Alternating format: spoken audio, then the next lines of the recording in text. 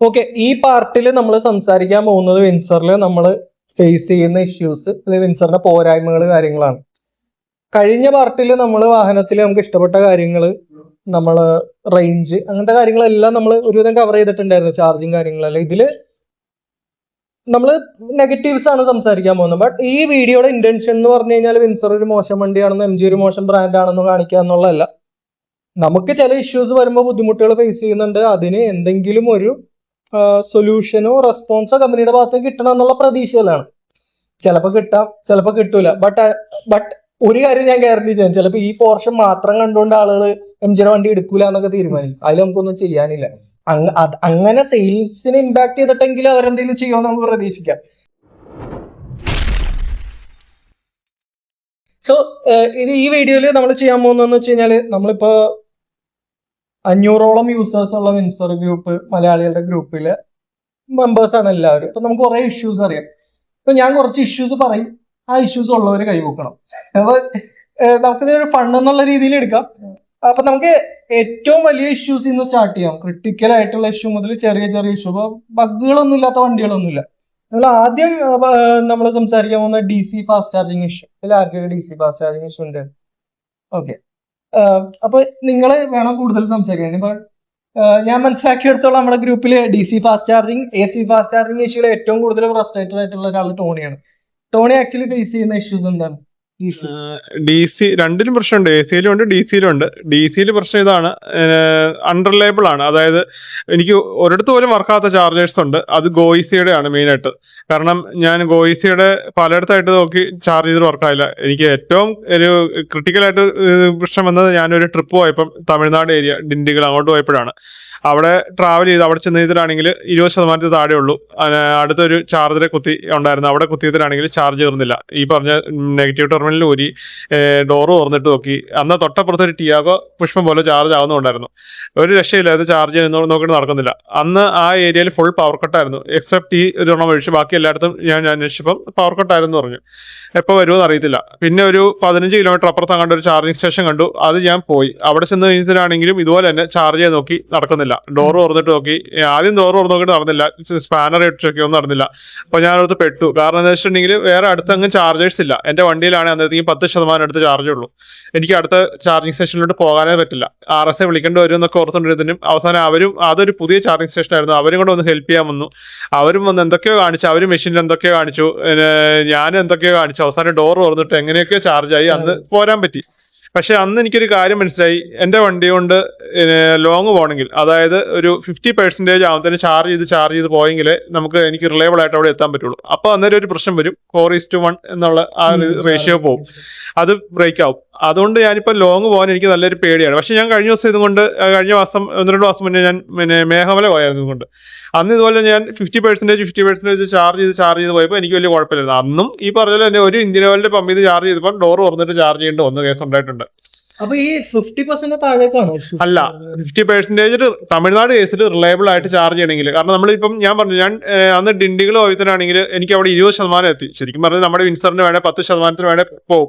പക്ഷെ എങ്ങാനും തമിഴ്നാട് പോലത്തുള്ള സ്ഥലങ്ങളിൽ കറണ്ട് ഇല്ല, അൺറിലയബിൾ ആയിട്ടുള്ള ചാർജർ ആണെങ്കിൽ, എനിക്ക് മെയിനായിട്ട് വരുന്ന ഈ ചാർജിങ് ഇഷ്യൂ ഉള്ളതുകൊണ്ട്, കാര്യം പറഞ്ഞ ആ ഒരു ചാർജർ വർക്ക് ആയിരുന്നെങ്കിൽ എനിക്ക് പ്രശ്നം വരില്ലായിരുന്നു. പക്ഷെ ശരിക്കും പാനിക്കായി. ഞാനും അമ്മയും തന്നെ ഉണ്ടായിരുന്നുള്ളൂ. അന്നൊരു ഞായറാഴ്ച ദിവസമായിരുന്നു. അടുത്തങ്ങ് ഹോട്ടലില്ല, ഫുഡില്ല. പിന്നെ 2:30-3 മണിയായിട്ടും ഒരു തുള്ളി വെള്ളം പോലും കുടിക്കാൻ പറ്റില്ല. ഞങ്ങൾ രണ്ടുപേരും പെട്ടുപോയി. അതുപോലെ രീതിയിൽ ഞാൻ അടുത്തിട്ടില്ല. പിന്നെ ഒരു തവണ എനിക്ക് പ്രശ്നം വന്നിട്ടുള്ളത്, പിന്നെ ഇവിടെ മൂന്നാർ മറ്റേ രാമക്കൽമേട് ആ സൈഡിൽ കൂടെ പോയിട്ട് കണ്ട് ഇവിടെ ചാർജ് ചെയ്യാനായിട്ട് അവിടെ നിന്നൊരു ചാർജ് പറഞ്ഞു. അപ്പൊ അവിടെ ചാർജേഴ്സ് അടുത്തില്ലായിരുന്നു. പിന്നെ അത് കഴിഞ്ഞിട്ട് എനിക്ക് വന്ന് ഞാൻ ഗോയിസിയുടെ ഒരു ചാർജർ വന്ന് നോക്കിയതിനാണെങ്കിൽ അവിടെ ഇതുപോലെ ചാർജ് നോക്കിയതിന് ചാർജ് ആവുന്നില്ല.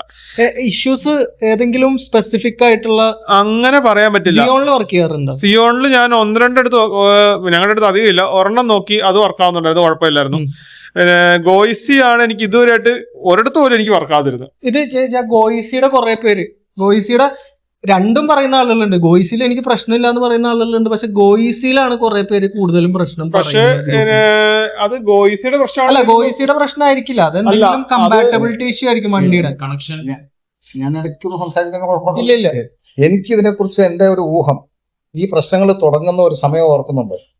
1000 യൂണിറ്റ് ചാർജിങ് ലിമിറ്റ് ഉണ്ടെന്ന അപ്പോ ടൈം. അത് കമ്പനി അതിന് വേണ്ടി എന്തോ അതായത് ഈ ആ ഡിസംബർ കഴിഞ്ഞുള്ള വണ്ടികൾക്കും പോയി ഫ്രീ ആയിട്ട് ചാർജ് ചെയ്യായിരുന്നു. കമ്പനി ഓഫർ ഇല്ലെങ്കിലും അവർക്കും. അപ്പൊ അത് കമ്പനിക്ക് എന്തോ ബോധം വന്നു. അതിനുശേഷം എന്തോ സോഫ്റ്റ്വെയറിലോ ഹാർഡ്വെയറിലോ ഈ ആ ഡിസംബർ വരെയുള്ള അല്ലാത്ത വണ്ടികൾക്ക് ചാർജ് ചെയ്യാതിരിക്കാൻ വേണ്ടി എന്തോ ഒരു മാറ്റം അവർ അല്ല അത് വരുത്തി. ഞാന് അവിടെ തൊട്ടാണ് ഈ പ്രശ്നങ്ങൾ. എന്റെ പക്ഷെ ഫെബ്രുവരിയിൽ അടുത്ത വണ്ടിയാണ്, ഫെബ്രുവരി 27 അടുത്ത. ഡിസംബറിലൊക്കെയാണ്, അതായത് ഇത് വണ്ടി ഇറങ്ങിയിട്ട് ഫസ്റ്റ് ഡിസംബർ 1 ഇയർ 31 ഫ്രീ വരെ ചാർജിങ് എന്ന് പറഞ്ഞിരുന്നു. ഡിസംബർ ഡിസംബർ 31 വരെ വണ്ടി ഉണ്ടായിരുന്നു. എടുക്കുന്നത്. പക്ഷെ അത് കഴിഞ്ഞ് എടുത്തവർക്കും ഫ്രീ ആയിട്ട് ചാർജിങ് നടക്കുന്നുണ്ടായിരുന്നു. ഉണ്ടായിരുന്നു.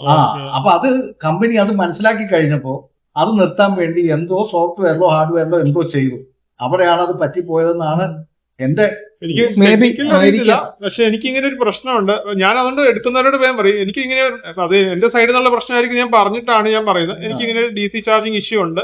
അത് പക്ഷെ എപ്പോഴും ഇല്ല, കാരണം അത് കഴിഞ്ഞിട്ട് ഞാൻ കുറെ അടുത്ത് പോയി അവിടെയൊക്കെ വർക്ക് ആയിട്ടുണ്ട്. അപ്പൊ അതിന് ഒരു പിൻ പോയിന്റ് ചെയ്ത ഒരു മെഷീന്റെ പ്രശ്നമാണോ, അല്ലെങ്കിൽ ഒരു ഇവൻ ഞാൻ റിലയബിൾ സ്ഥിരമായിട്ട് ചാർജ് ചെയ്തിട്ട് ഇതൊരു മെഷീനിൽ വരെ പോലെ ഇടയ്ക്ക് വന്നിട്ടുണ്ടോ ചാർജ് ആകുന്നുണ്ട്. അതായത് വണ്ടിക്കും കൂടെ തോന്നണം ചാർജ് ചെയ്യണം എന്നുള്ളൊരു അങ്ങനെ ഒരു ഇതിലാണ്. അതാണ് DC ഫാസ്റ്റ് ചാർജിങ്ങിന്റെ ഇഷ്യൂ. പിന്നീട് charging AC ചാർജിങ്ങിന്റെ ഇഷ്യൂ അത് ഹീറ്റിംഗ് ഇഷ്യൂ ആണ്. അത് മെയിൻ ആയിട്ട് വെച്ചിട്ടുണ്ടെങ്കിൽ ഞാൻ വണ്ടി എടുത്തു കഴിഞ്ഞിട്ട് കുറച്ചാൾ യൂസ് ചെയ്തിട്ടാണെങ്കിൽ എനിക്ക് ഒരുപാട് കറണ്ട് യൂസ് ചെയ്തിട്ട് എനിക്ക് തോന്നി. അപ്പം കറണ്ട് യൂസ് ചെയ്ത് അപ്പൊ ഞാൻ ആദ്യം ഓർത്തു എനിക്ക് തോന്നലാക്കി വെച്ചാൽ വീട്ടിൽ ഇതെല്ലാം നോക്കിയിട്ടാണ് കൂടുതൽ എടുക്കുന്നുണ്ട് മനസ്സിലായി. അപ്പം ഒരു ദിവസം ഇതുപോലെ കറണ്ട് പോയി, ഇടിയുടെ വന്നിട്ട് കറണ്ട് പോയതിലാണെങ്കിൽ ഞാൻ ചാർജർ ഊരി ഇട്ടതിനാണെങ്കിൽ അതിന്റെ പിന്നെ അറിയാതെ കയ്യെ തൊട്ടപ്പോൾ നന്നായിട്ട് പൊള്ളി, നോർമലി ഉള്ളതിനേക്കാളും പൊള്ളി. അപ്പൊ ഞാനത് ഗ്രൂപ്പിലൊക്കെ പറഞ്ഞിട്ട് എല്ലാവരും നോർമലി ഉള്ളത്രയൊക്കെ ഉള്ളതെന്നൊക്കെ പറഞ്ഞു. ഞാൻ എന്നിട്ട് അത് ചെക്ക് ചെയ്യാൻ വേണ്ടി ഞാനൊരു IR തെർമോമീറ്റർ ഒക്കെ മേടിച്ച് ഞാൻ ചുമ്മാ ഒന്ന് നോക്കിയപ്പോൾ അന്ന് 80 ഡിഗ്രി എങ്ങാണ്ട് മുകളിലുണ്ടായിരുന്നു ചൂട്. അത് കഴിഞ്ഞിട്ട് ഞാനിത് കമ്പനി റിപ്പോർട്ട് ചെയ്തു. അപ്പൊ നമ്മുടെ MGയുടെ വാൾ യൂണിറ്റ് ലെഗ്രാൻഡിന്റെ ഉണ്ടാക്കിയതാണ്. പക്ഷെ എന്റെ ഇത് ഇൻസ്റ്റാളേഷൻ നടത്തിയിരിക്കുന്നത് അലയൻസ്, അന്നത്തെ കാലത്ത് അലയൻസ് എന്ന് പറഞ്ഞാണ്. ഇപ്പൊ അത് MG ടാറ്റ പവറിന് അങ്ങോട്ട് കരാറ് കൊടുത്തിട്ടുണ്ട്. അന്ന് അലയൻസ് ആയിരുന്നു. അപ്പം ഞാൻ ആദ്യം ഇത് ലെഗ്രാൻഡാർ ഷോറൂമിൽ സർവീസിന് പറഞ്ഞപ്പോൾ അവർ പറഞ്ഞു ലെഗ്രാൻഡാരെ കോൺടാക്ട് ചെയ്യാൻ പറഞ്ഞു. ഞാൻ ലെഗ്രാൻഡെ വിളിച്ചു പറഞ്ഞു. ലെഗ്രാൻഡുകാരുടെ ടെക്നീഷ്യൻ വന്ന് വീട്ടിൽ വന്നു. അവർ ചെക്ക് ചെയ്ത് കഴിഞ്ഞ് നോക്കി, അവർക്ക് ഒരു ഇഷ്യൂ കണ്ടുപിടിക്കാൻ പറ്റിയില്ല. അവർ എന്നിട്ടാണ് ആ 16 ആംപിയറുടെ സോക്കറ്റ് മാറി വെച്ചിട്ട് പോയി. അത് കഴിഞ്ഞിട്ട് ഹീറ്റിംഗ് 85-90 ഡിഗ്രി ഒക്കെ ചൂടാവുന്നുണ്ടായിരുന്നു. അതൊരു 3-4 മണിക്കൂർ ചാർജ് ചെയ്ത് കഴിയുമ്പോഴാണ് പ്രശ്നം കാണുള്ളൂ. അതുവരെ കുഴപ്പമൊന്നുമില്ല. അത് കഴിഞ്ഞിട്ട് ഞാൻ പിന്നെയും പറഞ്ഞു. അപ്പൊ അവർ വന്നിട്ട് പറഞ്ഞു പിന്നെ ഇനി അവർക്കൊന്നും ചെയ്യാനില്ല, അതിന്റെ വയറ് മാറിയിരിക്കണം പറഞ്ഞു. എന്റെ ഇപ്പം മീറ്ററിൽ ഈ വാൾ യൂണിറ്റ് വരെ അറൗണ്ട് 10 മീറ്റേഴ്സ് ഉണ്ടായിരുന്നു. അത് 2.5 സ്ക്വയർ എംഎമ്മിന്റെ വയറായിരുന്നു. അപ്പൊ അവര് പറഞ്ഞു ഇത് 4 ആക്കണം, 4 ആക്കാത്തതിന്റെ കുഴപ്പമാണെന്ന് പറഞ്ഞു. അപ്പൊ 4 ആക്കാൻ വേണ്ടി ഞാൻ പിന്നെ അടുത്തത് പിന്നെ സർവീസിനെ വിളിച്ചതിനാണെങ്കിൽ അവര് പറഞ്ഞു ഇത് ഇൻസ്റ്റലേഷൻ അവരല്ല ഹാൻഡിൽ ചെയ്തത് എന്ന് പറഞ്ഞു. എന്നിട്ട് ഞാൻ പിന്നെ സെയിൽസിലോട്ട് കോണ്ടാക്ട് ചെയ്തത്, സെയിൽസിൽ വിളിച്ച് അതിന്റെ ഒരു പുള്ളിന്റെ ഹെഡിനെ കണ്ടുപിടിച്ചിട്ടാണെങ്കിൽ വിളിച്ചു പറഞ്ഞു. അപ്പൊ അവര് പറഞ്ഞു ഇപ്പൊ ടാറ്റ പവർ ആണ് ഹാൻഡിൽ ചെയ്തത്. ടാറ്റ പവറിന്റെ ഒരാൾ വീട്ടിൽ വന്നു. അതിട്ടാണ് അവർ നോക്കി കഴിഞ്ഞിട്ട് അവര് പറഞ്ഞു അവർക്ക് ഏതായാലും മാറിയേക്കാം. MG പറഞ്ഞോട് മാറിയേക്കാം. ആദ്യം പറഞ്ഞു എനിക്ക് വാറണ്ടി തരില്ല എന്ന് പറഞ്ഞു. ഇതിനകത്ത് വാറണ്ടി തരാൻ പറ്റില്ല, പൈസ മുടക്കണം എന്ന് പറഞ്ഞു. അപ്പൊ ഞാൻ ചോദിച്ചു എത്ര മുടക്കണം എന്ന് പറയുമ്പോൾ ഇവർ വീട്ടിൽ വരുന്നതിന് അറൗണ്ട് 4000 രൂപയും പിന്നെ വയറ് മാറിക്കുന്നതിന് 4000 രൂപ, ടോട്ടൽ 8000 രൂപ സംതിങ് അങ്ങാണ്ട് 89 രൂപ വരുമെന്ന് പറഞ്ഞു. അപ്പൊ ഞാൻ പറഞ്ഞു അതങ്ങനെ ശരിയാവുന്ന പറഞ്ഞു. ഞാൻ പിന്നെ കമ്പനിയിലോട് ഞാൻ പറഞ്ഞിട്ടാണെങ്കിൽ നിങ്ങളുടെ സാധനം വെച്ച ഫോൾട്ട് അല്ലേ എന്തെങ്കിലും, അന്ന് ഞാൻ തീപിടുത്തമൊക്കെ നടന്ന സംഭവം നടന്ന സമയമാണ്. അപ്പൊ ഞാൻ പറഞ്ഞു എന്തെങ്കിലും ഒരു ഫോൾട്ട് വന്നിട്ടുണ്ട്, ഞാനിത് റെക്കോർഡിംഗിലായിട്ട് എല്ലാം ചെയ്യുന്നുണ്ട്, നിങ്ങൾക്കെതിരെ ഞാൻ എല്ലാ ആക്ഷൻ ആയിട്ട് എടുക്കുമെന്ന് പറഞ്ഞതിനാണെങ്കിൽ അവർ ഇനിച്ചിട്ട് നയഞ്ഞു. അവർ പറഞ്ഞു ഓക്കെ ഞങ്ങളത് ഫ്രീ ആയിട്ട് ചെയ്തു തരാമെന്ന് പറഞ്ഞിട്ട് ഗുഡ് വില്ല് ചെയ്തു തരാമെന്ന് പറഞ്ഞിട്ട് അവർ വന്ന് എനിക്ക് വയറ് മാർത്ത് വെച്ചു. പക്ഷെ എന്നിട്ടും സ്റ്റിൽ 90-95 ലാസ്റ്റ് ഞാൻ റെക്കോർഡ് ചെയ്തപ്പോൾ വീഡിയോ എടുത്ത് വെച്ചപ്പോൾ 99 ഡിഗ്രീസ് ചൂടാവുന്നുണ്ട്. അത് വേറെ ഒന്നും ചെയ്തില്ല. എന്നിട്ട് അവര് പറയുന്നത് ഇപ്പൊ ടാറ്റ പവർ വരുന്നത് ആ 16 ആംപിയറുടെ സോക്കറ്റ് മാറ്റി 25 ആംപിയറുടെ സോക്കറ്റ് വെക്കണം എന്ന് പറഞ്ഞു. അതിനിപ്പോ ലെഗ്രാൻഡുകാർക്ക് MG ടിക്കറ്റ് റേസ് ചെയ്തിട്ടാണെങ്കിൽ അവര് എന്നിട്ട് സോക്കറ്റ് അയച്ചു കൊടുത്തു എന്ന് പറഞ്ഞു. പക്ഷേ ഈ ടെക്നീഷ്യൻ എന്നെ വിളിച്ചിട്ട് പറഞ്ഞു വന്ന സോക്കറ്റ് വീണ്ടും 16 ആംപിയറിന്റെ തന്നെയാന്ന് പറഞ്ഞു.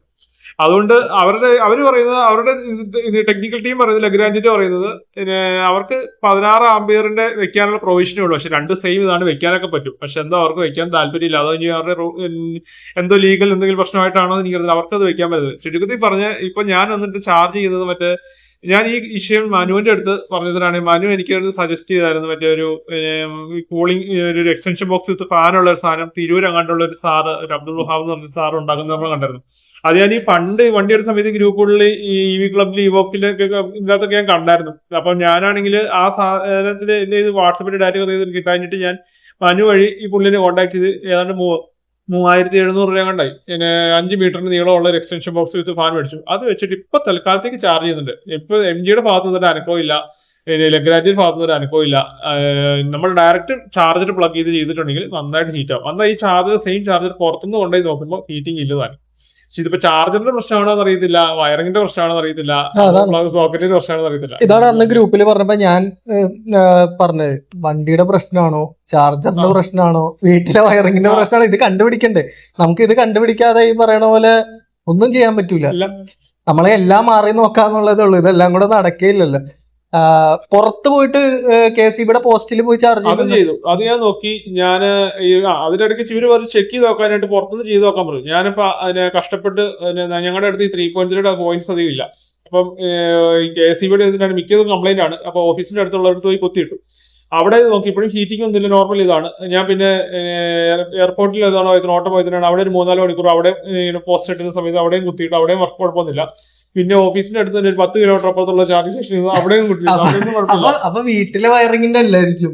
അതെന്താ ആർക്കും വണ്ടിയുടെ ആണോ വെച്ച് കഴിഞ്ഞാൽ വീട്ടില് ചൂടാവുന്നുണ്ട്, പുറത്തു പോകുമ്പോ ചൂടാവുള്ളൂ. അപ്പൊ വണ്ടിയുടെ ആണോ അതൊന്നും നമുക്ക് പറയാൻ പറ്റില്ല. ഇതിപ്പോ എന്താ കാരണം അറിയത്തില്ല ആർക്കും. ഇപ്പൊ എന്താ അവസ്ഥ? ഇപ്പൊ അവര് പറയുന്നത് 25 ആംപിയറിന്റെ പ്ലഗ് വരും എന്നാണ് പറയുന്നത്. വരുന്നില്ല. അത് എന്നോട് ലഗ്രാൻഡിന്റെ ടെക്നിക്കൽ കസ്റ്റമർ കെയർ വിളിച്ചു പറഞ്ഞ് അത് അവർക്ക് ഫിറ്റ് ചെയ്യാൻ പറ്റില്ല എന്നാണ് പറഞ്ഞത്. അപ്പൊ ഞാൻ പറഞ്ഞു അതെങ്ങനെ ശരിയാവും, നിങ്ങളോട് ഇത് പറഞ്ഞ് ഫിറ്റ് ചെയ്യാനല്ലേ പറഞ്ഞത്. അവര് പക്ഷെ ഞങ്ങളുടെ ടെക്നിക്കൽ ടീമുമായിട്ട് ഒന്ന് ആലോചിക്കട്ടെ എന്ന് പറഞ്ഞ് ഫോൺ വെച്ച് പിന്നെ എനിക്കൊരു റെസ്പോൺസ് ഇല്ല അവരുടെ. നമുക്കപ്പോ പുറത്തു കൊടുത്ത ഏതെങ്കിലും ഇലക്ട്രീഷ്യനെ കൊണ്ട് നമുക്ക് അതിനകത്ത് ചെയ്യാൻ പറ്റില്ല. കാരണം വെച്ചാൽ വാറണ്ടി വാറണ്ടി എന്നൊക്കെ അവര് പറയും. അതിപ്പോ വാറണ്ടി നോക്കാനാണെങ്കിൽ എന്തോരം ആളുകൾ. പിന്നെ നമുക്ക് ഭാവിയിൽ എന്തെങ്കിലും പറ്റിയിട്ടുണ്ടോ, നിങ്ങൾ അതിൽ കുത്തി ചാർജ് ചെയ്യാന്ന് പറഞ്ഞിട്ടുണ്ട്. നമുക്ക് ഈ പറഞ്ഞ 15 വർഷം ബാറ്ററി വാറണ്ടി എന്നുള്ള കേസ് ഉള്ളതുകൊണ്ട് അതിപ്പോ എല്ലാവരും ഏതൊക്കെയോ പ്ലഗുകൾ കൊണ്ട് പറയാൻ പറ്റില്ല. ഇവര് നമ്മൾ ചേഞ്ച് ചെയ്താന്ന് പറയുമല്ലോ. പ്ലഗ് ലൂസ് ആണോ? അല്ല, ലൂസ് അല്ല. ഞാൻ പറഞ്ഞല്ലോ, എന്റെ വീട്ടിൽ 2 തവണ ലഗ്രാൻഡിന്റെ ടെക്നീഷ്യൻ ഇല്ല, ടൈറ്റ് ആണ്, ഫിറ്റ് ആണ്. അതാണ് ടോണിയുടെ അനുഭവം. അത് എന്റെ മാത്രമുള്ള അനുഭവമാണ്, വേറെ ആർക്കും അനുഭവം കാണണമെന്നില്ല. ഗിരിധരൻ എന്തായിരുന്നു ഇഷ്യൂ DC ഫസ്റ്റ്? എനിക്ക് ഒരു പ്രാവശ്യം ആദ്യമായിട്ട് എനിക്ക് അനുഭവപ്പെട്ടത് എത്ര തവണ വന്നിട്ടുണ്ട്? 2 ദിവസം 2 തവണ. ലോങ് ട്രിപ്പ് എത്ര തവണ ചാർജ് ചെയ്തിട്ടുണ്ടാവും DC? അതിലെത്ര? DC ഞാനൊരു മോർ ദാൻ 100%. അപ്പൊ അതില് 2 തവണ. ഓക്കെ, എവിടെ വെച്ച് എങ്ങനെയാണ്? ഞാൻ മറ്റേ ഒരു ഓൾ ഇന്ത്യ ട്രിപ്പ് പോയപ്പോ നാഗ്പൂര് വെച്ചിട്ടായിരുന്നു. 60 കിലോവാട്ടിന്റെ മെഷീൻ ആയിരുന്നു. ഒരു കേവ് വന്നു, അത് സിമ്പിളായി ചാർജ് ആവുന്നുണ്ടായിരുന്നു. അപ്പോഴാണ് എനിക്ക് മനസ്സിലായത് അത് എന്താ ചാർജ് ചെയ്യുന്നില്ല. ഞാൻ വിചാരിച്ചു ഈ ഡ്രൈവിന്റെ ചില സമയത്ത് സ്റ്റാറ്റിക്കിന്റെ ചാർജർ ഈ ഡ്രൈവും ഉപയോഗിക്കുമ്പോൾ ഇടയ്ക്കിടയ്ക്ക് സോഫ്റ്റ്വെയറിൽ എന്തൊക്കെ ബഗ്സ് ഉണ്ടാവാറുണ്ട്. അപ്പൊ നമ്മളിപ്പോ ഇവിടെ വിളിച്ചു ചോദിച്ചാൽ, ഈ സ്റ്റാറ്റിക്കിൽ വിളിച്ചു ചോദിച്ചാൽ അവർ പറയും വണ്ടി ഒന്ന് ബാക്കിലേക്ക് ഇടോ ഫ്രണ്ടിലേക്ക് ഇടും. ഇതിന് കൂടുതൽ സംഭവം അവർക്കില്ല. അപ്പൊ നമുക്കറിയാലോ, അത് ഓൾറെഡി അഡ്രസ് ചെയ്തു. പിന്നെ ഞാൻ ഇപ്പൊ നിങ്ങളെല്ലാം പറഞ്ഞ മാതിരി നെഗറ്റീവ് ടെർമിനൽ ഊരിയിട്ട് ഒരു 5 മിനിറ്റ് കഴിഞ്ഞ് വീണ്ടും ചാർജ് ചെയ്തപ്പോ സെറ്റ് ആയി. രണ്ടാമത്തെ തവണ കൊച്ചിൻ മറ്റേ നമ്മുടെ അവിടെ ചാർജർ വെച്ചിട്ട് അല്ല മെയിൻ സ്പാനർ വെച്ചിട്ട് ശരിയായി. പിന്നെ പെരിങ്ങാട് വെച്ച് ബാക്കിയുള്ള കുറച്ച് ആളുകളുണ്ട്. ഇന്നലെ പെരിങ്ങാട് വെച്ചിട്ട് പെരിങ്ങാല വെച്ചിട്ട് മാതാ DC ഫാസ്റ്റ് ചാർജിങ് 24. ഞാൻ പിന്നെ അധികം ടൈം ഉണ്ടെങ്കിൽ ഞാൻ ഫാസ്റ്റ് ചാർജിങ് കുറച്ച് കുറവ് ഒരു 24-25 കിലോവാട്ടിന്റെ ഒരു ജസ്റ്റ് ഒരു നോർമൽ സൈക്കോളജിയാണ്. അത് അവിടെ പോയി ചാർജ് ചെയ്യും. ഓക്കെ, കുറച്ച് ടൈം എടുത്തോട്ടെ, നമുക്ക് ആ സമയത്ത് റെസ്റ്റ് ചെയ്യുകയും ചെയ്യാലോ എന്ന്. അവിടെ പോയപ്പോഴും ആദ്യം ഞാൻ ഗോയിസി പെരിങ്ങാലേക്ക് വരുന്ന ഗോയിസിയിൽ പോയി. അവിടെ ചാർജ് 80 കിലോവാട്ടിന്റെ മെഷീൻ അവിടെ ഏഞ്ചൽ ഏതെണ്ണം ഉണ്ട്, അത് പോയി, അത് വർക്ക് ചെയ്യുന്നില്ല. അപ്പൊ എനിക്ക് തോന്നി പിന്നെ ഞാൻ വിചാരിച്ചു 80 കിലോവാട്ടിന്റെ അല്ല, പിന്നെ എന്തായാലും കുറച്ചും കൂടി ദൂരം ഉണ്ട്, അവിടെ പോയിട്ട് വേണമെച്ചാൽ വീട്ടിൽ ചെയ്യാൻ നോക്കാം, വേറെ ഫ്രണ്ടിന്റെ വീട്ടിൽ ചെയ്യാൻ നോക്കാന്ന് പറഞ്ഞപ്പോൾ ഞാൻ മാതാ DCയിൽ പോയി ചെയ്തു. ഇതിന് ഒരു 1 വീക്ക് ബാക്ക് ഞാൻ മാതാ DCയിൽ ചെയ്തിട്ടുണ്ടായിരുന്നു. അപ്പോൾ വർക്കായിരുന്നു, ഇപ്പോൾ വർക്കാവുന്നില്ല. അപ്പൊ നമുക്ക് ട്രാക്ക് ചെയ്യാലോ എന്തായിരിക്കും സാധനം. നല്ല ചൂട് വെയിലത്തെ സമയമായിരുന്നു, ഒരു 2:30-2 o'clock ആയിരുന്നു. അഴിച്ച് വീണ്ടും ആദ്യം ഞാൻ കുറച്ച് അഴിച്ചു, എന്നിട്ട് നോക്കി ചാർജ് ആവുന്നില്ല. ഫുൾ എടുത്തിട്ട് പിന്നെ ലോക്ക് ചെയ്തപ്പോൾ പിന്നെ ചാർജിങ് ആയി. അല്ല, വിൻസറിനെല്ലാം ഓരോ മാനേഴ്സ് ഓരോ വണ്ടി. എനിക്കാണെങ്കിൽ ഗോയിസിൽ ഇതുവരെ ഒരു പണിയും കിട്ടിയിട്ടില്ല. എനിക്ക് ഗോയിസിൽ കറക്റ്റായിട്ട് വർക്ക് ചെയ്യും. എനിക്ക് ഇതുവരെ ഒരു പ്രശ്നം പറ്റില്ല. പക്ഷേ DC ഫാസ്റ്റ് ചാർജിങ് ഇഷ്യൂ എൻ്റെ വണ്ടിക്ക് ഇഷ്ടം പോലെ ഉണ്ട്. കൂടുതൽ എനിക്ക് അയക്കുന്നത് ചാർജ് മോഡിന്റെ അതുപോലെ സിയോണിന്റെ ഒക്കെ എനിക്ക് ശരിക്കും ഫെയിൽ ആവുമായിരുന്നു. സാധാരണ സിയോണാണ് ഏറ്റവും റിലയബിൾ, സിയോണാണ് എല്ലാവരും നോക്കാറ്. അപ്പം ഒരു സമയത്ത് ട്രിപ്പിന് പോകുമ്പം എന്ത് മറന്നാലും 10ന്റെ സ്പാനർ മറക്കാത്ത ഒരു സിറ്റുവേഷൻ ഉണ്ടായിരുന്നു. പക്ഷെ സ്പാനർ യൂസ് ചെയ്യുമ്പോൾ ശരിയാവാറുണ്ട്. എനിക്ക് ഇന്നേ വരെ ലാസ്റ്റ് എനിക്ക് സ്പാനർ യൂസ് ചെയ്തപ്പോൾ ശരിയായി. പക്ഷെ ഇത് നമ്മള് കൊണ്ടു നടന്ന് യൂസ് ചെയ്യാൻ നാണക്കേടാണ്. അതാണ് മെയിൻ ആയിട്ട്. എനിക്ക് സ്പാനർ ഒരു പ്രാവശ്യം യൂസ് ചെയ്യേണ്ട ഒരു 3-4 സിറ്റുവേഷൻസ് വന്നിട്ടുണ്ട്. അതിൽ ഏറ്റവും കൂടുതൽ പേടിച്ചു പോയത് വണ്ടി എടുത്ത ടൈമിൽ വാൽപ്പാറ പോയപ്പോൾ. വാൽപ്പാറയിൽ ഇന്ത്യയിൽ ഒന്നാമത് ഇൻഫ്രാസ്ട്രക്ചർ ഇല്ല. നമ്മൾ അവിടെ ചെന്ന് കഴിഞ്ഞപ്പോഴത്തേനും തലനേരമൊക്കെ പോയിട്ട് വന്നപ്പോഴത്തേനും വണ്ടിയുടെ ചാർജ് അത്യാവശ്യം കുറഞ്ഞു. പിന്നെ ഇപ്പം ആ കഴിഞ്ഞ ആക്സിഡന്റ് ഉണ്ടായ ചുരം ഉണ്ടല്ലോ, അത് താഴെ ഇറങ്ങി ചെല്ലുമ്പോൾ ഒരു സെപ്പാങ് എന്ന് പറഞ്ഞുകൊണ്ടുള്ള ഒരു ചാർജർ ഉണ്ട്. അത് മാത്രമേ ഉള്ളൂ അവിടെ. ഞാന് അവിടെ ചെന്ന് വണ്ടി 100 കിലോമീറ്റർ താഴെ റേഞ്ച് പോയി കഴിഞ്ഞപ്പോൾ വിചാരിച്ചെന്നാൽ പോയി ചാർജ് ചെയ്തിട്ട് വരാമെന്ന് വെച്ച് ചുരം ഇറങ്ങി താഴെ ചെന്നപ്പോഴത്തേനും റീജനറേറ്റീവ് ഇത് വെച്ച് കുറെ കയറി തിരിച്ച് ഒരു 40% വണ്ടിക്ക് ചാർജ് ഉണ്ടായിരുന്നു. പക്ഷെ താഴെ ചെന്നിട്ട് ജന്മം ചെയ്ത ആ ചാർജർ വർക്ക് ആവൂല. സപ്പാങ്ങിന്റെ ചാർജർ ആയിരുന്നു. ഞാൻ പഠിച്ച പണി വന്നിട്ട് നോക്കി. ഞാൻ മിക്കപ്പോഴും എൻ്റെ വണ്ടിയുടെ മെയിൻ ഡ്രൈവർ സൈഡ് ഡോറ് തുറന്നിട്ട് കഴിഞ്ഞാൽ മെജോറിറ്റി ചാർജിങ്ങിലും വർക്കാവും. ഡോറ് തുറന്നിടുമ്പോ നമ്മൾ വണ്ടി ഓൺ ആക്കി ഇടണോ? വണ്ടി ഓണാക്കി ഡ്രൈവർ സൈഡ് ഡോറ് തുറന്നിടുക. അപ്പൊ നമ്മുടെ മറ്റേ ലോ വോൾട്ടേജ് ബാറ്ററി ഡ്രെയിനിങ്ങിന്റെ വാണിംഗ് ഒക്കെ വരും. അത് വരും, അത് ഓക്കെ അടിച്ച് കട്ടിക്കൊണ്ട്. പക്ഷെ എനിക്ക് തോന്നുന്നു AC ഞാൻ ഏറ്റവും കൂടുതൽ ചെയ്യുന്ന പിന്നെ നമ്മൾ ഡോർ തുറന്നിടുക, പിന്നെ ഈ ആപ്പും കണക്ട് ചെയ്തിട്ട് ഉടനെ തന്നെ ആപ്പ് ഞാൻ സ്റ്റാർട്ട് ചെയ്യും. അതായത് അത് രണ്ടെണ്ണം ഫിക്സ് ആയി കഴിഞ്ഞാൽ എനിക്ക് മെജോറിറ്റിയിലും ചാർജ് കയറും അങ്ങനെ. പിന്നെ ഇപ്പൊ ഒരു കണ്ടിന്യൂസ് ആയിട്ട് ഇപ്പൊ ഒരു 10-15 ചാർജിങ് ഞാൻ DC ചെയ്തു. എനിക്ക് ഇതുവരെ ഇഷ്യൂസ് ഒന്നും ഉണ്ടായിട്ടില്ല. ഇത് ഒന്നാമത്തെന്ന് പറഞ്ഞു കഴിഞ്ഞാല് MG ഒന്നാമത് ZS പോലൊരു വണ്ടി ഇറക്കിയിട്ട് ഇത്രയും റിലയബിലിറ്റിയുടെ കാര്യത്തിൽ പേരെടുത്ത ഒരു ബ്രാൻഡാണ്. കൊമറ്റ് ആവുമ്പോൾ അതിന് DC ഫാസ്റ്റ് ചാർജിങ് ഇല്ലാത്തതുകൊണ്ട് അത്രയും പ്രശ്നങ്ങളും ഇല്ല. ഈ വണ്ടി എന്തുകൊണ്ട് വന്നപ്പോഴത്തേക്ക് ഇവർക്ക് ഇത് പണി പറ്റി എന്നുള്ളത് നമുക്ക് അറിയില്ല. മേ ബി ഈ പറഞ്ഞ പോലെ എന്തെങ്കിലും ഒരു പണിതതിന്റെ ഇഷ്യൂ ആയിരിക്കാം. മേ ബി മനു ഒക്കെ പറയുന്ന പോലെ പുറത്ത് GBT പോർട്ടാണ്, അത് മാറ്റി ഇവിടെ CCS2 കൊണ്ടുവന്നപ്പോൾ ഉള്ള ഇന്റർഫേസ് റിലേറ്റഡ് എന്തെങ്കിലും. പക്ഷെ അവർ ഓൾറെഡി ZSലും അത് ഇറക്കിയതാണ്. പക്ഷെ ഇതാണ് ഏറ്റവും വലിയ ഇഷ്യൂ. ഇതൊരു ഭയങ്കര ക്രിട്ടിക്കൽ ആയിട്ടുള്ള ഇഷ്യൂ ആണ്. ഇല്ല ZSന് ഇങ്ങനെ ഒരു പ്രശ്നമില്ല. ഞാൻ പറഞ്ഞിട്ടില്ലേ, ഈ വിലക്ക് ZS കിട്ടിയാൽ ഞാൻ ZS എടുക്കുള്ളൂ. പക്ഷെ ഇതൊരു ക്രിട്ടിക്കൽ ഇഷ്യൂ ആണ്.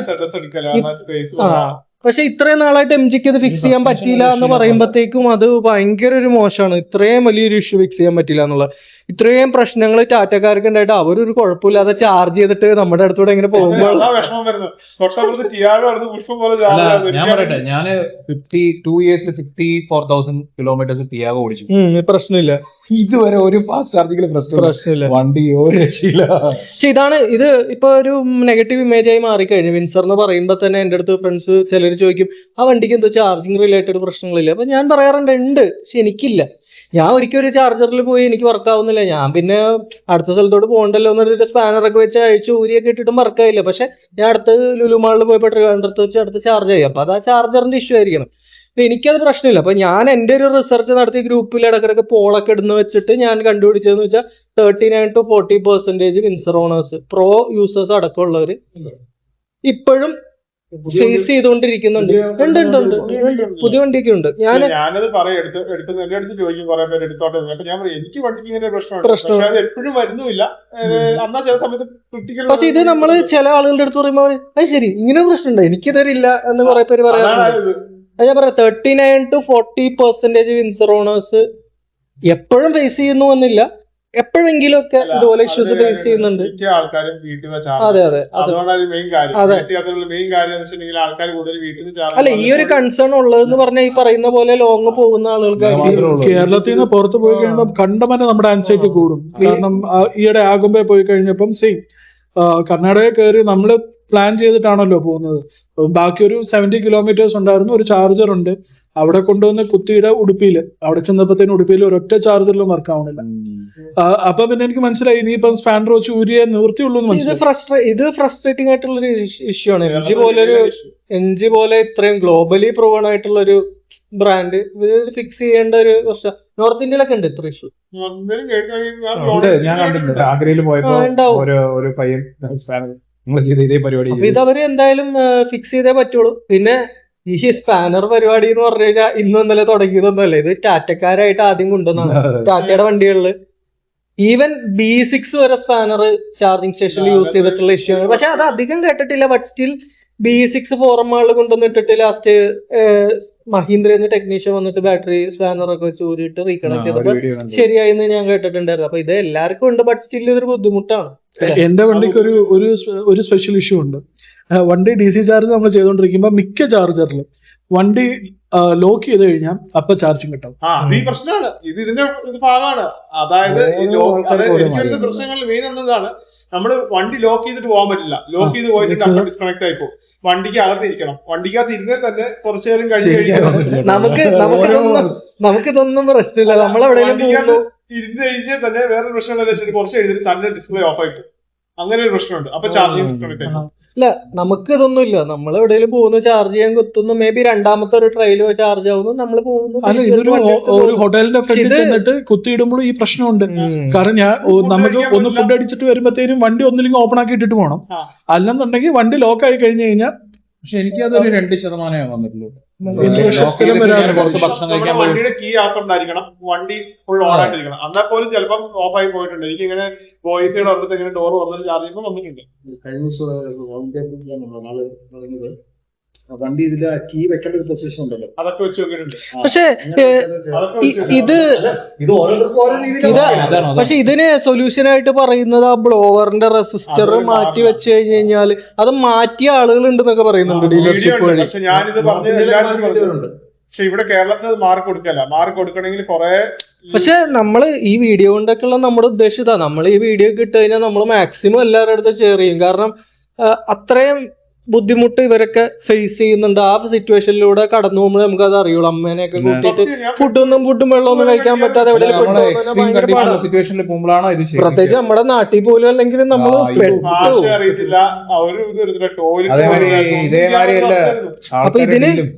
അപ്പൊ ഇതിന് MG ചെയ്യാൻ പറ്റുന്ന എന്താന്ന് വെച്ചാൽ ചെയ്യണം. ചെയ്തില്ലെങ്കിൽ സ്വാഭാവികമായിട്ട് ഇത് സെയിൽസിനെ പയ്യെ ബാധിക്കുന്നു. അത് കോമ്പറ്റീഷൻ കൂടി വരെയാണ്. രണ്ടാമത് ഇതുപോലെ ഒരു മേജർ ഇഷ്യൂ ഉള്ളത് സെയിൽസിനെ ബാധിക്കും. അപ്പൊ ഇനി നമുക്ക് അടുത്ത ഇഷ്യൂലേക്ക് നമുക്ക് പോവാം. സസ്പെൻഷൻ റിലേറ്റഡ് ഇഷ്യൂ, അതായത് സസ്പെൻഷൻ സ്റ്റിഫ്നെസ് അല്ല ഞാൻ ഉദ്ദേശിക്കുന്ന. നമുക്ക് ഈ പറഞ്ഞ പോലെ ലോവർ ആം ball joint issue, steering rack issues, ഇങ്ങനത്തെ ഇഷ്യൂസ് എനിക്ക് അതാണ് തോന്നുന്നു കണ്ടു തുടങ്ങിയിട്ടുണ്ട്. ഇപ്പൊ നിലവിലില്ലായിരുന്നു. അതായത് എനിക്ക് എങ്ങനെയാന്ന് വെച്ച് കഴിഞ്ഞാൽ എന്റെ വണ്ടി ഓടിക്കുന്ന സമയത്ത് ഒന്നാമത് സസ്പെൻഷൻ സ്റ്റിഫാണ്. ചില കുഴികളിലൊക്കെ നമ്മൾ പോകുമ്പോഴത്തേക്ക് കട്ടക് എന്ന് പറഞ്ഞ് ഒരു അടി അടിക്കും, അല്ലെങ്കിൽ ഒരു സൗണ്ട് ചില സ്ഥലത്ത് നിന്ന് അബ്നോർമൽ ആയിട്ട് വരും. അപ്പൊ അത് മാത്രം എനിക്കൊരു പ്രശ്നമായിട്ട് തോന്നിയിട്ടുള്ളൂ. അപ്പൊ ഞാൻ ഇതുപോലെ സർവീസ് സെന്ററിൽ കൊണ്ടുപോയി ഇതുപോലെ കാണിച്ചപ്പോഴത്തേക്ക് അവർ പറഞ്ഞു, സാർ ലോവർ ആം ബോൾ ജോയിന്റ് പോയിട്ടുണ്ട്, നമ്മളത് മാറണം. അപ്പൊ അവര് വണ്ടി ഒന്ന് ഓടിച്ചു നോക്കാന്ന് പറഞ്ഞ് വെറുതെ സ്റ്റിയറിംഗ് ഒക്കെ എടുത്തിട്ട് ഇങ്ങനെ രണ്ട് തിരിയൊക്കെ തിരിച്ചപ്പോൾ ഒരു സൗണ്ട് തന്നെയുണ്ട്. ഞാൻ ഇത് ശ്രദ്ധിച്ചിട്ടില്ല. അപ്പൊ സാറ് സ്റ്റിയറിംഗ് റാക്ക് പോയിട്ടുണ്ട്, അത് മാറണം, 2 വാറന്റിൽ നമുക്ക് മാറാം. അപ്പോ എന്താ ഇഷ്യൂ എന്ന് വെച്ച് കഴിഞ്ഞാല് ഇത് ശരിയാക്കി കിട്ടണേന് ഒന്ന് പാർട്ട് വരുന്നതിന്റെ ഡിലേ, 2 നമുക്കായിട്ട് പാർട്ട് വരണം. കാരണം ഇപ്പൊ ഞാൻ ഇന്ന് പോയ ഒരു ഡീലർഷിപ്പുകാർ പറയും, സാറേ ഇന്ന് സ്റ്റോക്ക് ഉണ്ട്. പക്ഷെ ഞാൻ അവിടെ ഡീലർഷിപ്പിലെത്തി പറയും, സാറേ അത് സ്റ്റോക്കേ പോയിട്ട്. ഞാൻ ഒരു ദിവസം എന്നെ വിളിച്ചിട്ട്, സാറേ ആലുവയിൽ പറഞ്ഞ സ്റ്റോക്ക് ഉണ്ട്, സാർ പോരും. അവിടെ ചെന്നപ്പോ എന്റെ അടുത്ത് പറയുന്ന സ്റ്റോക്ക് ഇല്ലാന്ന്.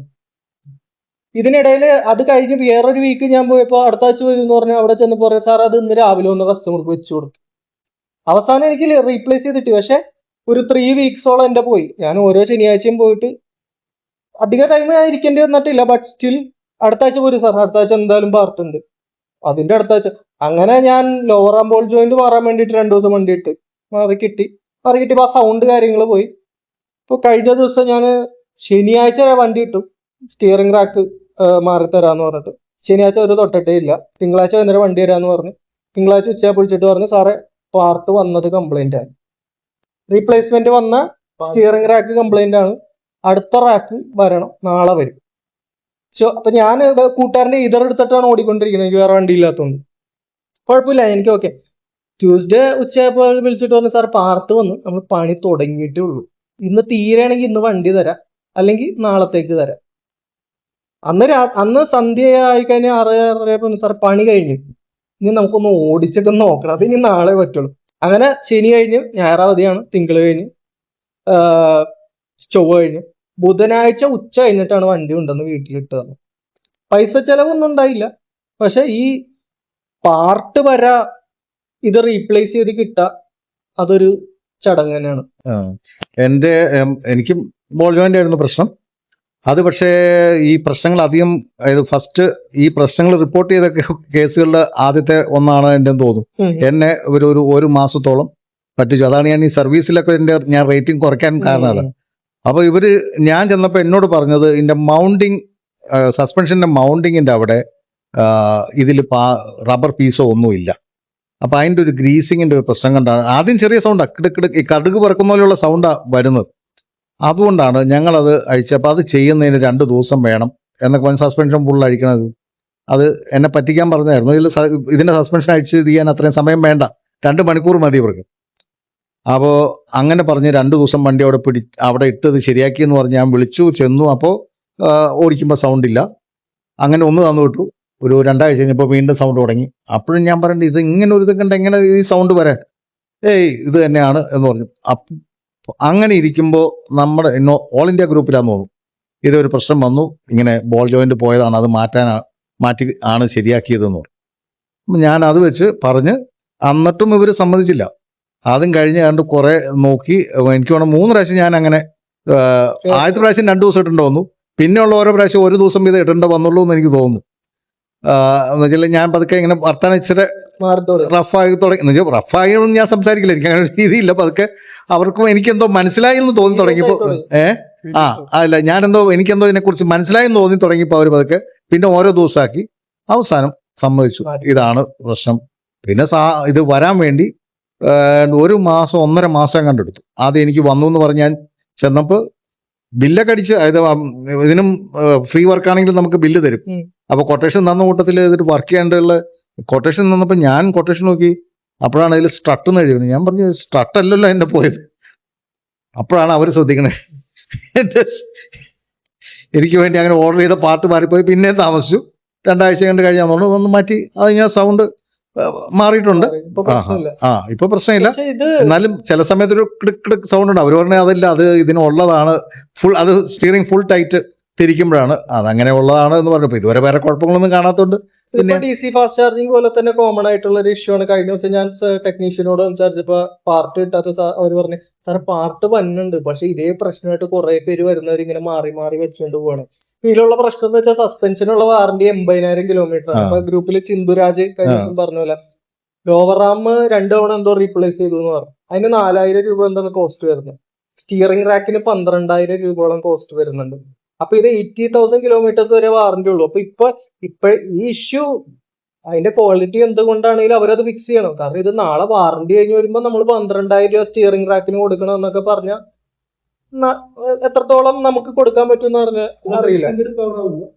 ഈ സസ്പെൻഷൻ ഒന്നും ഇതൊക്കെ അതൊരു പ്ലസ് ആണ്. MGയുടെ പറയാതിരിക്കാൻ പറ്റില്ല. പക്ഷെ അവരത് സെയിൽസിൽ പിച്ച് ചെയ്യാവുന്ന അവർ പറയുന്നില്ല. 80,000 കിലോമീറ്റർ സസ്പെൻഷൻ വാറന്റി. ബ്രാൻഡുകളൊക്കെ എത്ര കൊടുക്കാറ്? ആരും കൊടുക്കില്ല, സസ്പെൻഷൻ ആരും കൊടുക്കില്ല. വേറെ എന്ന് പറഞ്ഞാൽ കൊടുക്കില്ല. പിന്നെ വണ്ടി എടുത്ത സമയത്ത് അങ്ങനെ എന്തെങ്കിലും ടാറ്റയുടെ സ്റ്റിയറിംഗിന്റെ മറ്റേ കിറ്റ് മൊത്തം 48,000 വാറന്റി. അല്ല അത് എനിക്ക് വാറന്റിയിൽ കവർ ചെയ്യും. സ്റ്റിയറിംഗ് എന്നാലും 80,000 ഉണ്ട്, അതൊരു പോസിറ്റീവ് ആണെന്ന് പറയാം.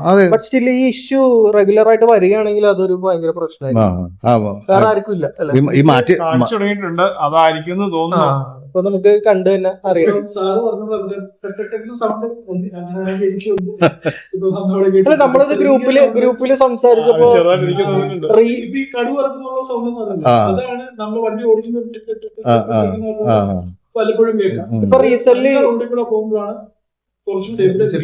ഇപ്പൊ റീസെന്റ് ഒരു 4-5 പേര് ഏറ്റവും കുറഞ്ഞ റീസെന്റ് തന്നെ ഗ്രൂപ്പിൽ മാറിയതിനെ പറ്റി പറഞ്ഞത്. അപ്പൊ ഈ സ്റ്റിയറിംഗ് റാക്ക് ഞാൻ അപ്പൊ ഇതിനോട് ചോദിച്ചു, പാർട്സ് വരാൻ ലേറ്റ് ആയപ്പോ ഇത് ഇരിക്കുന്നോണ്ട് വേറെ എന്തെങ്കിലും കുഴപ്പമുണ്ടോ, എന്തെങ്കിലും വല്ല ഒടിഞ്ഞ എന്തെങ്കിലും ഒക്കെ പോകാൻ പറ്റേ അങ്ങനെയൊന്നും പോലെ ചർച്ച ചെയ്യല. അപ്പൊ നമ്മുടെ അലൈൻമെന്റിനെ വല്ലതും ബാധിച്ചാൽ ചിലപ്പോ നമ്മുടെ ടയർ വെയറിനെയൊക്കെ ഇത് ബാധിക്കും എന്ന് പറഞ്ഞു. അതാണ് ആ ഒരു ഇഷ്യൂ.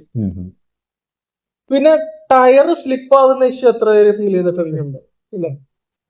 ഇല്ല അത് വിൻസറിന് ട്രാക്ഷൻ കൺട്രോൾ ഉണ്ട് എന്നാണ് സർവീസ് സെന്റർ എന്ന് പറയുന്നത്. യൂസർ മാനുവലിൽ എങ്ങും ട്രാക്ഷൻ കൺട്രോൾ എന്ന് പറയുന്നില്ല, ഇലക്ട്രോണിക് സ്റ്റെബിലിറ്റി കൺട്രോളിനെ പറ്റിയേ പറയുന്നുള്ളൂ. പക്ഷെ ഇത് നമ്മൾ നേരത്തെ പറഞ്ഞ പോലെ മണല്, പൂഴി, ചെളി, ചതുപ്പ്, ചെറിയ കട്ടിങ്, കോൺക്രീറ്റ് കട്ടിങ്, ഇതിലൊക്കെ കയറുമ്പോഴത്തേക്കും നമ്മുടെ ഫ്രണ്ട് വീലെടുത്ത് സ്പിൻ ചെയ്യും. പക്ഷെ സ്പിൻ ചെയ്യണതിനേക്കാളും വലിയ ബുദ്ധിമുട്ട് സൗണ്ടാണ്. ഇങ്ങനെ കറങ്ങുമ്പോ എന്റെ വിചാരം എന്താ, വണ്ടിയുടെ അടി മുട്ടിക്കൊണ്ടിരിക്കുകയാണെന്നുള്ള ചിന്തയാണ്. ഇപ്പൊ റീസെന്റ് ഞാൻ സർവീസ് സെന്ററിൽ പോയി. അപ്പൊ ഞാൻ പുള്ളിയെടുത്ത് പറഞ്ഞു ഇത് ഇപ്പൊ ആള് പറയുന്ന ട്രാക്ഷൻ കൺട്രോൾ ഉണ്ട്, ക്യൂസിയുടെ ആളാണ്, ട്രാക്ഷൻ കൺട്രോൾ ഉണ്ട് വിൻസറിൽ.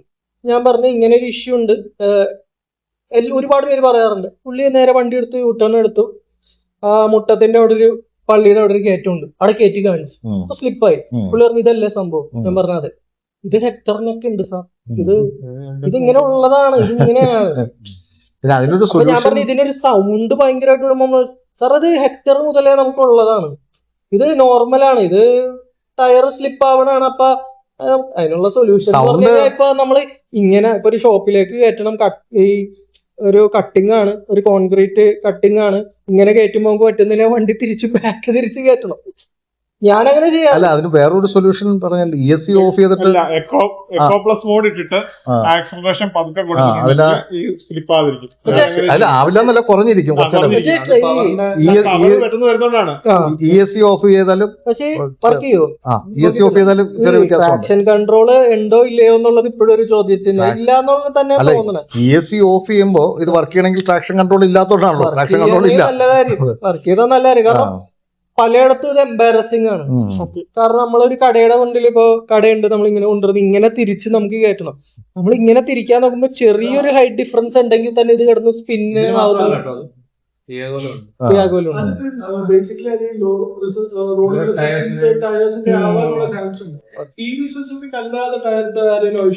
ഇതെല്ലാം ഒന്നും EV സ്പെസിഫിക് ടയർ അല്ല, അല്ല normal tyre. EV specific tyre ആദ്യകാലത്ത് ടാറ്റ വണ്ടികളിൽ മാത്രമേ EV സ്പെസിഫിക് ടയർ വന്നിട്ടുള്ളൂ, ബാക്കി എല്ലാം നോർമൽ ടയർ.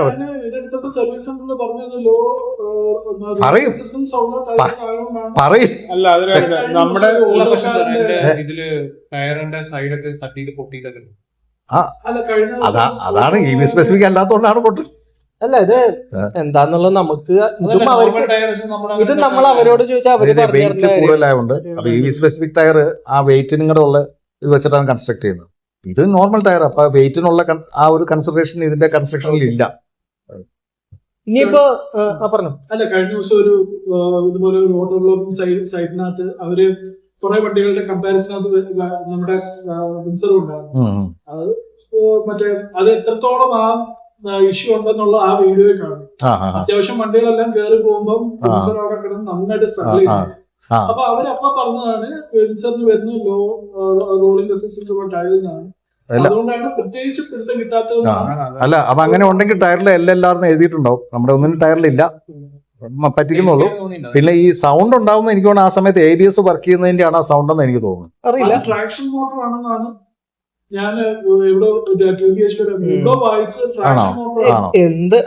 ട്രാക്ഷൻ ഇല്ല എന്നുള്ളതാണ്. അത് ഫീച്ചർ ആണെങ്കിലും ഇഷ്യൂ ആണെങ്കിലും നമ്മള് പേടിച്ചു പോകും. ഒന്നാമത് ബാറ്ററി പാക്ക് അടിയിൽ ഇതിന്റെ അടി ഇടിച്ചോന്നൊക്കെ നമ്മള് പേടിച്ചു. നാണക്കേട് വരും നമ്മളൊരു കയറ്റമൊക്കെ കയറാൻ. അത് ശരിയാ. ശരിക്കും അവരുടെ എന്റെ ഗ്രാൻഡ് മദറിന്റെ വീട്ടില് അവിടെ ഈ പ്രശ്നം ഇച്ചിരി കട്ടിങ് ആണ്, കയറ്റമുണ്ട്, ചെറിയൊരു കയറ്റമുണ്ട്. അവിടെ ഈ കോൺക്രീറ്റ് ടാർ ചെയ്തിട്ട് പൊളിഞ്ഞിരിക്കുകയാണ്. അവിടെ ഇതുപോലെ തന്നെ നേരെ എടുക്കാൻ നോക്കിയിട്ടുണ്ടെങ്കിൽ വീട് സ്ലിപ്പാവും, നല്ലപോലെ അടിയിലത്തെ മണലും ഇതൊക്കെ പോകും. അതൊരു നാണക്കേടാണ് ശരിക്കും. നമുക്ക് അതൊരു ഇങ്ങനെ ഒരു സ്പിൻ ആവുന്നേ നിൽക്കും. അന്ന് എന്റെ പഴയ വണ്ടി ഒന്നും ഒരു കുഴപ്പമില്ല, സുഖമായിട്ട് കയറി പോകും. അതിന് ട്രാക്ഷൻ കൺട്രോൾ ഓഫ് ചെയ്യാനുള്ളതൊക്കെ ഉണ്ടായിരുന്നു. അത് പിന്നെ എന്താ ഇതിന്റെ നാണക്കേട്ടുള്ള പ്രശ്നം എന്ന് പറഞ്ഞാൽ ഇലക്ട്രിക് വണ്ടിക്ക് എന്താ കുറ്റം കണ്ടുപിടിക്കേണ്ടതെന്ന് നോക്കിയാ ആൾക്കാർ എന്തെങ്കിലും പറ്റി കഴിഞ്ഞാൽ എന്തെങ്കിലും കുറേ ചോദ്യം, ഇലക്ട്രിക് അതിന്റെ അല്ലേ.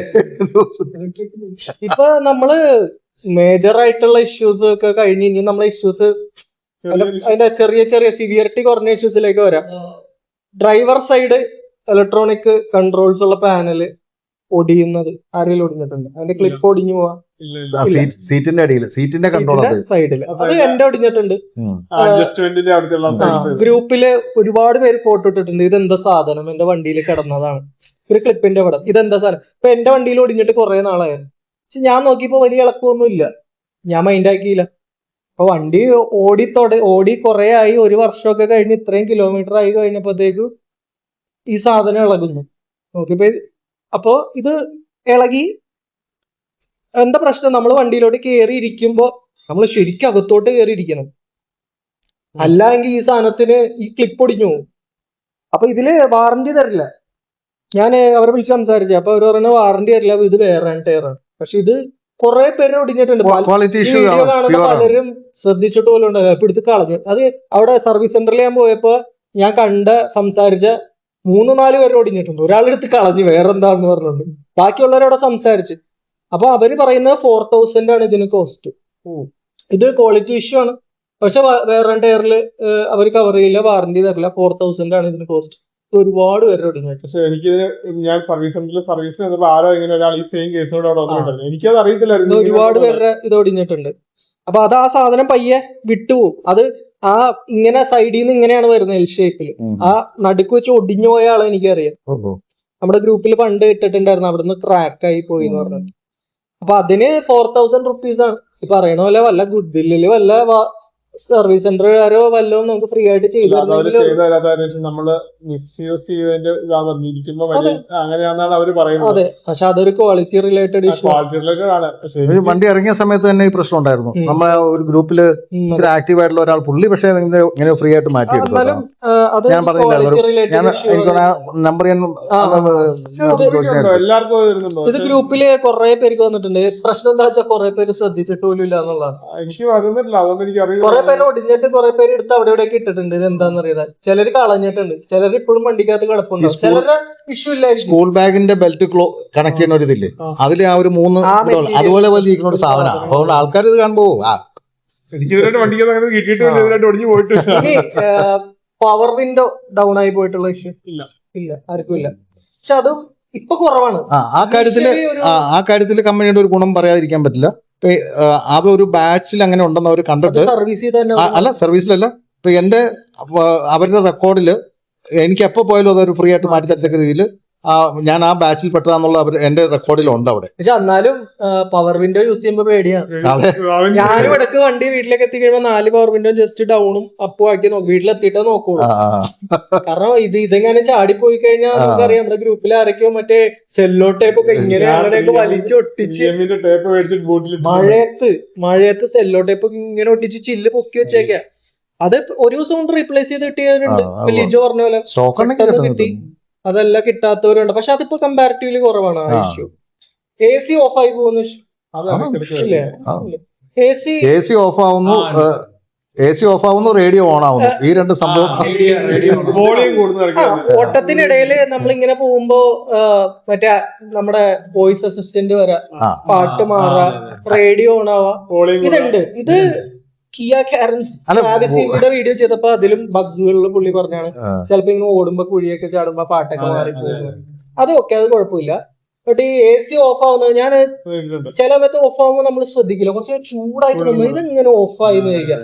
മോസ്റ്റ് പ്രോബബ്ലി എനിക്ക് തോന്നുന്നത് വലിയ ക്യാബിനും ചെറിയ ACയും ഒരുപാട് ലോഡ് എടുക്കുന്ന സൗണ്ട് വന്നില്ലേ കംപ്രസറിൽ നിന്നല്ല. പക്ഷെ അതിനൊരു ഗുണം എന്ന് പറഞ്ഞാല് ആ പോകുമ്പോ തന്നെ നമ്മൾ ഓൺ ചെയ്താൽ AC അപ്പൊ തൊട്ട് വർക്ക് ചെയ്ത് തുടങ്ങും.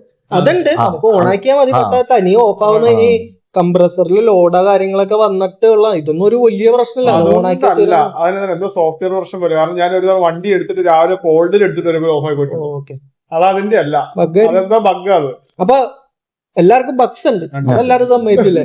ആൻഡ്രോയിഡ് ഓട്ടോ റിലേറ്റഡ് ബഗ്ഗുകൾ, അങ്ങനെ 360 ക്യാമറ റിലേറ്റഡ് ഇഷ്യൂ എനിക്ക് മാത്രമാണ്, വേറെ ആർക്കും വന്നിട്ടില്ല. പിന്നെ എനിക്ക് ഇതൊന്നും വന്നിട്ടുണ്ട്, ഈ മിറർ ഫോൾഡിങ്ങിന്റെ സാധനം ഗ്രീൻ കളറാ. മറ്റേ നമ്മുടെ ഡിസ്പ്ലേയിൽ തന്നെ നമ്മൾ ഫോൾഡ് ചെയ്യും. അതിന്റെ ഇടയ്ക്ക് അത്യാവശ്യ സമയത്ത് വർക്ക് ചെയ്യുന്നത് എമർജൻസി ഓഫ് ചെയ്ത് ഓൺ ചെയ്തല്ലോ. ആ രീതിയിൽ അതിന്റെ കാര്യത്തിൽ എനിക്കൊരു പെക്യുലിയർ അനുഭവം ഉണ്ട്. ഇതുവരെ സർവീസുകാർക്ക് എന്നത് ഞാൻ പറഞ്ഞതുപോലെ അവർക്ക് മനസ്സിലായിട്ടില്ല. അപ്പോൾ രാത്രി നമ്മൾ പോകുമ്പോൾ മിറർ ഫോൾഡ് ചെയ്യുമല്ലോ, രാത്രി ഓടിക്കാനും മിറർ ഫോൾഡ് ചെയ്തു.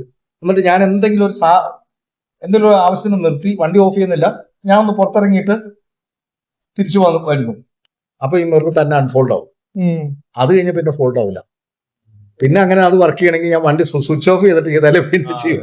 പക്ഷെ ഇത് പറഞ്ഞിട്ട് ഞാൻ അത് എടുത്തപ്പോ പോലെ ഞാൻ നോട്ട് ചെയ്താ, അവർക്ക് ഇതുവരെ സംഭവം എന്താണെന്ന് മനസ്സിലായിട്ടേ ഇല്ലാതാണ് അവർ.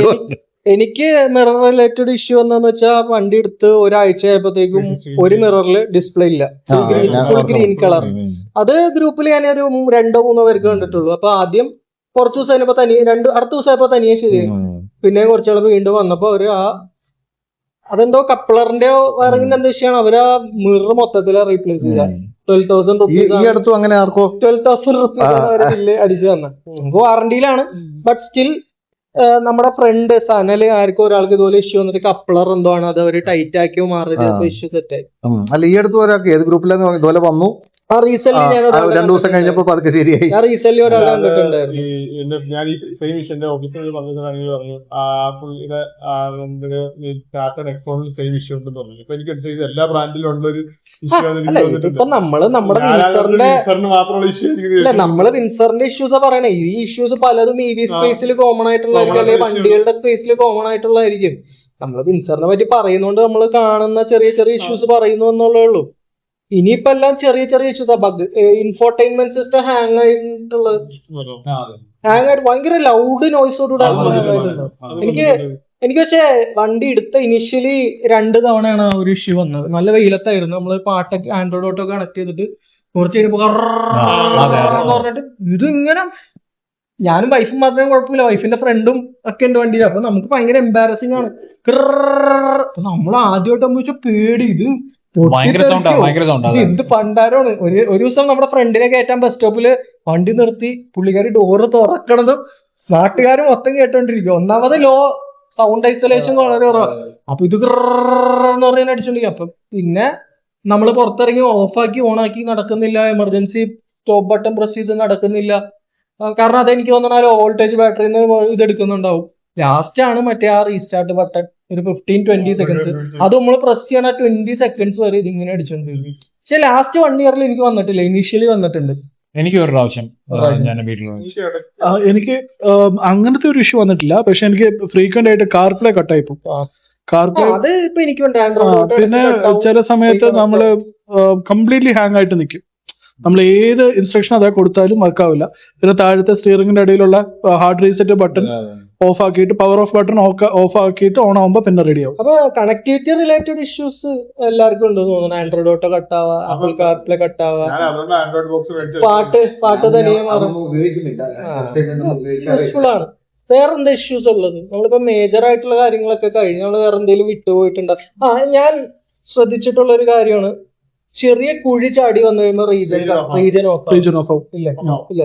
അത് ഞാൻ അവരുടെ അടുത്ത് സംസാരിച്ചപ്പോ അവര് പറഞ്ഞത് സാർ അത് നമ്മൾ ജമ്പ് ചെയ്ത് വരുമ്പോഴത്തേക്കും അതിന്റെ ABS സെൻസർ ഒന്ന് ഓഫായി പോകുന്നതാണ് എന്ന് പറഞ്ഞു. പക്ഷെ അതില് പ്രശ്നം എന്താ വെച്ചാൽ നമുക്ക് ഇതിനെ കുറിച്ച് അറിവില്ലെങ്കിൽ എന്ത് പറ്റുന്ന വണ്ടി സ്പീഡ് കൂടുന്ന. ഇപ്പൊ ടിയാഗോയിൽ ഇഷ്യൂ ഉണ്ട്, ഞാൻ പറഞ്ഞു കേട്ടിട്ടുണ്ട്. ബ്രേക്കിംഗ് അത് ചെറിയ കുഴിയൊക്കെ ചാടുമ്പോ ABS സെൻസർ കട്ടാവുന്നതാണെന്ന് പറഞ്ഞു. അപ്പൊ അതില് പ്രശ്നം എന്ത് പറ്റുമെന്ന് വെച്ചാൽ നമ്മള് റീജൻ സ്ഥിരമായിട്ട് ഓടിച്ച് നമ്മുടെ ഒരു പ്രതീക്ഷ ഉണ്ട്, ആക്സിലറേറ്ററിൽ നിന്ന് കാലെടുക്കുമ്പോൾ റീജൻ വർക്കായി വണ്ടി സ്ലോ. ഇത് കട്ടായി കഴിഞ്ഞാൽ നമ്മൾ ആക്സിലേറ്ററിൽ നിന്ന് എടുത്താലും സെയിം സ്പീഡിൽ വണ്ടി പോയിക്കൊണ്ടിരിക്കും, റീജൻ താഴേക്ക് പോവില്ല. ഫേസ് ഫീൽ ചെയ്തിട്ടില്ല. നമ്മൾ ഇനീഷ്യലി ഒക്കെ നമ്മളൊന്ന് പേടിച്ച് പോകും ശരിക്കും. അത് ഒരു സംഭവം ഉണ്ട്. ഞാൻ ചില സമയത്ത് റീജൻ ഒന്ന് മാറ്റി ഓൺ ആക്കുമ്പോഴത്തേക്കാണ് അത്. ഇതൊക്കെയാണ് മെയിൻ ഇഷ്യൂസ്. പിന്നെ എനിക്ക് തോന്നിയിട്ടുള്ള ഒരു ഇഷ്യൂ എന്ന് പറഞ്ഞു കഴിഞ്ഞാൽ ഹെഡ്ലൈറ്റിന്റെ ത്രോ. അത് എനിക്ക് നമ്മൾ പ്രത്യേകിച്ചും നൈറ്റില്, പ്രത്യേകിച്ച് ഞാൻ ഗ്ലാസ് വെയർ ചെയ്യുന്നോണ്ടായിരിക്കും കൂടുതൽ, നമ്മൾ ഈ നൈറ്റിൽ പോകുമ്പം മഴയും കൂടെ പെയ്തു കഴിഞ്ഞാൽ വിസിബിലിറ്റി തീരെ വൈറ്റ് ലൈറ്റിനുള്ളതാണ്. എനിക്ക് ഒരു യൂസർ സ്പെസിഫിക്കലി നമ്മുടെ ഇപ്പൊ ഏതർ എടുത്ത ടൈമില് ഒരു ഇഷ്യൂ എന്ന് പറഞ്ഞു കഴിഞ്ഞാൽ എന്റെ ഒക്കെ വണ്ടിയിലെ ലൈറ്റ് തെങ്ങിന്റെ ഒക്കെ മേലോട്ട് പോയിക്കൊണ്ടിരുന്നു ബ്രൈറ്റ് ഇടുമ്പോ. ചിലരുടെ കറക്റ്റ് ആയിരുന്നു. അപ്പൊ ഏതറിലൊക്കെ നമ്മൾ കൊടുത്തപ്പോ അവർ അതിലൊരു മിറർ പോലത്തെ ഒരു സാധനം ഉണ്ട്, അത് അഡ്ജസ്റ്റ് ചെയ്തപ്പോ ഇതിലോട്ട് വന്നു. അങ്ങനെ എന്തെങ്കിലും ചെയ്യാൻ പറ്റുമോ എന്ന് എനിക്കറിയില്ല. സർവീസ് സെന്ററിൽ ഞാൻ ചോദിച്ചു എന്തെങ്കിലും ഇപ്പൊ ഫോഗ് ലാമ്പ് ഇതിനില്ലല്ലോ, അപ്പൊ ഫോഗ് ലാമ്പ് പോലുള്ള എന്തെങ്കിലും ആക്സസറി ഉണ്ടോ എന്ന് ചോദിച്ചു. അപ്പം ഇത് അവർ ഒഫീഷ്യലി ആക്സസറി ഒന്നുമില്ല. എന്തെങ്കിലും ചെയ്യാൻ പറ്റുമോ എന്ന് നോക്കേണ്ടി വരും. എനിക്ക് ഇതുവരെ അത്ര ഭയങ്കര മോശമായിട്ട് വന്നിട്ടാ. പിന്നെ വൈറ്റ് ലൈറ്റ് പൊതുവെ വിസിബിലിറ്റി യെല്ലോ ലൈറ്റിനേക്കാളും കുറവാണ് എന്റെ വിസിബിലിറ്റി നന്നായിട്ട്.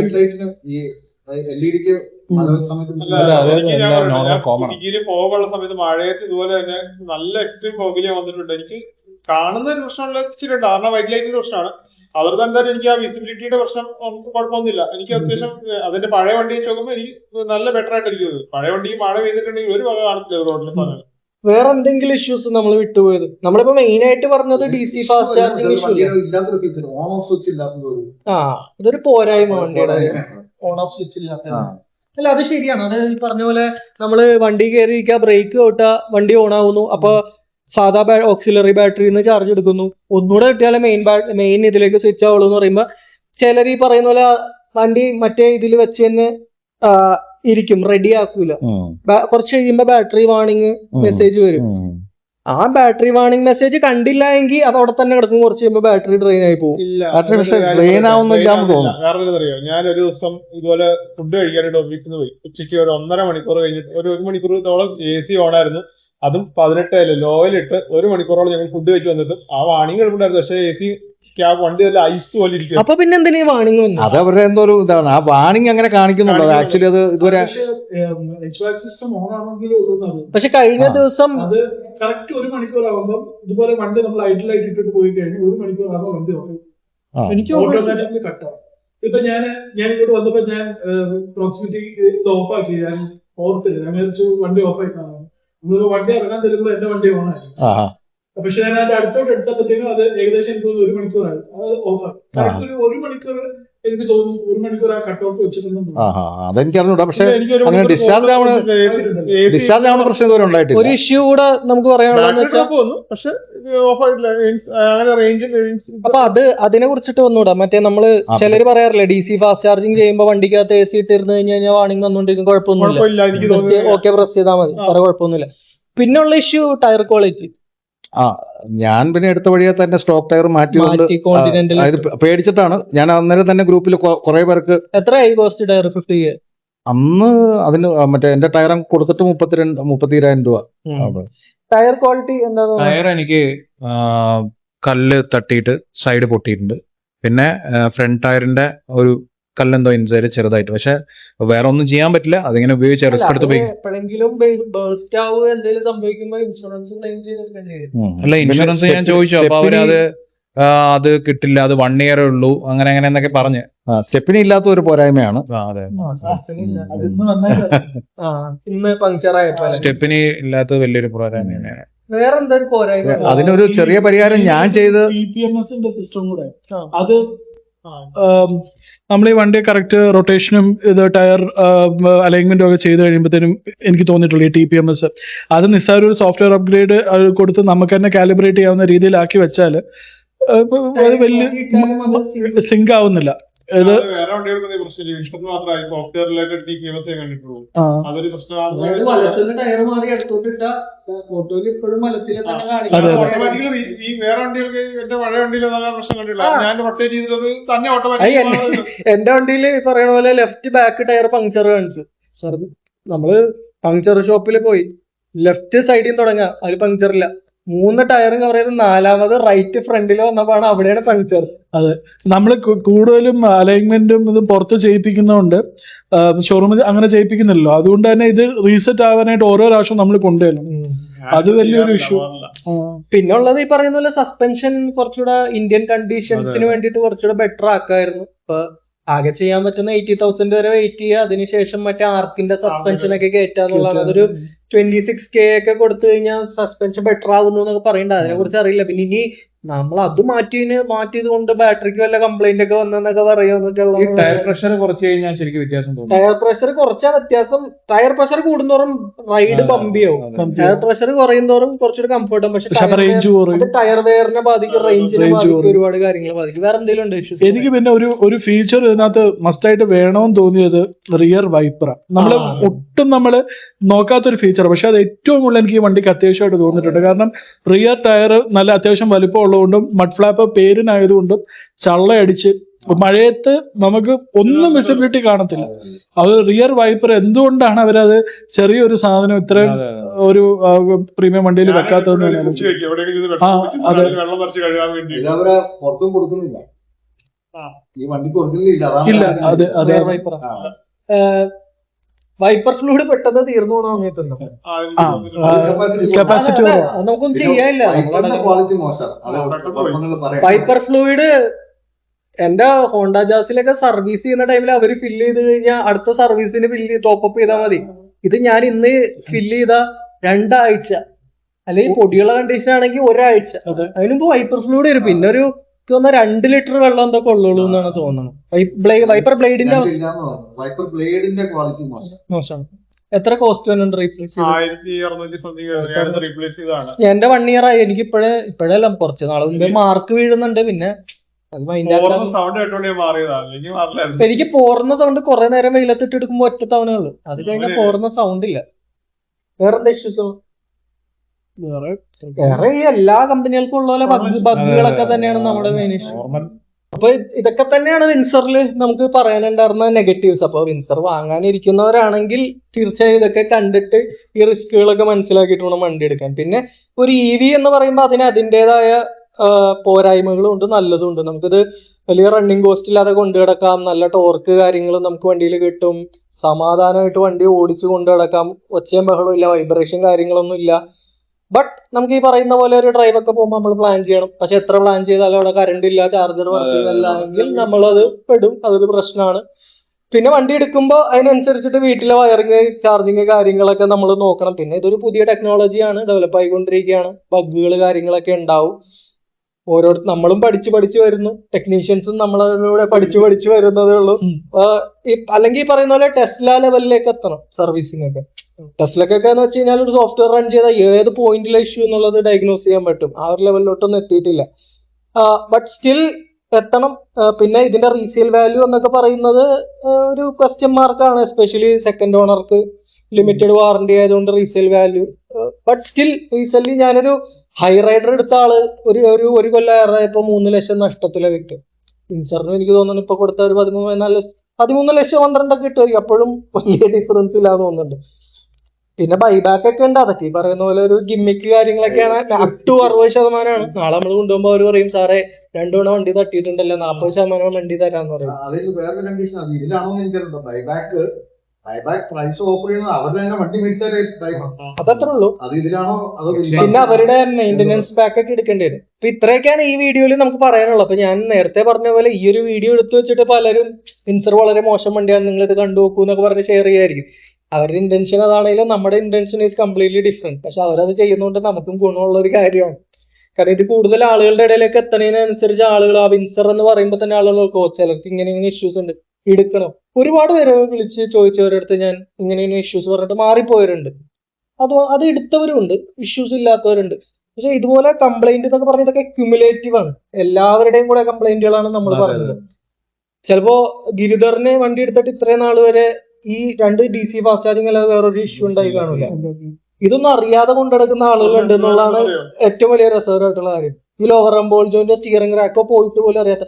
എന്നാൽ ഇതുപോലെ കംപ്ലൈന്റ് ഇല്ലാതെ ഇലക്ട്രിക് വണ്ടികൾ കൊണ്ടെടുക്കുന്ന ആളുകളുണ്ട്. ടിയാഗോ, വിൻസർ, എല്ലാ വണ്ടികളും കൊണ്ടെടുക്കുന്ന ആളുകളുണ്ട്. കംപ്ലൈന്റുകൾ വരാതിരിക്കാം, അതൊക്കെ ബ്രാൻഡുകൾക്ക് സർവീസിനും കാര്യങ്ങൾക്കും അനുസരിച്ചിരിക്കും നമ്മുടെ ഒരു അനുഭവം കാര്യം. ഇത്രയൊക്കെയാണ് ഇന്നത്തെ വീഡിയോയിൽ എനിക്ക് പറയാനുള്ള. എന്തെങ്കിലുമൊക്കെ ഉണ്ടെങ്കിൽ എല്ലാവർക്കും കമന്റ് സെക്ഷനിലൊക്കെ ആഡ് ചെയ്യാം. ഇതിപ്പോ ഇതൊക്കെ MG ഒഫീഷ്യൽസ് ആരെങ്കിലും ഒക്കെ കാണുകയാണെങ്കിൽ നമ്മളാരും വെറുതെ വണ്ടി എടുത്തതല്ല, നമ്മൾ ബീറ്റ ടെസ്റ്ററും അല്ല, നമ്മളെല്ലാവരും ലക്ഷക്കണക്കിന് രൂപ മുടക്കി വാങ്ങിച്ച വണ്ടിയാണ്. അപ്പൊ നിങ്ങൾ ഈ പറയുന്ന ഇഷ്യൂസ്, അറ്റ്ലീസ്റ്റ് ക്രിട്ടിക്കൽ ആയിട്ടുള്ള ഇഷ്യൂസ് എത്രയും പെട്ടെന്ന് ഫിക്സ് ചെയ്ത് തരേണ്ടതാണ്. ഇത്രയൊക്കെ ഞങ്ങൾ പറഞ്ഞെങ്കിലും സ്റ്റിൽ സാറ്റിസ്ഫൈഡ് അല്ല? സാറ്റിസ്ഫൈഡ് അല്ല. ഞാൻ എന്റെ ഗ്രൂപ്പിൽ പോൾ നടത്തിയ അനുസരിച്ചിട്ടാണെങ്കിൽ 87% ഫുള്ളി സാറ്റിസ്ഫൈഡ് ആണ്.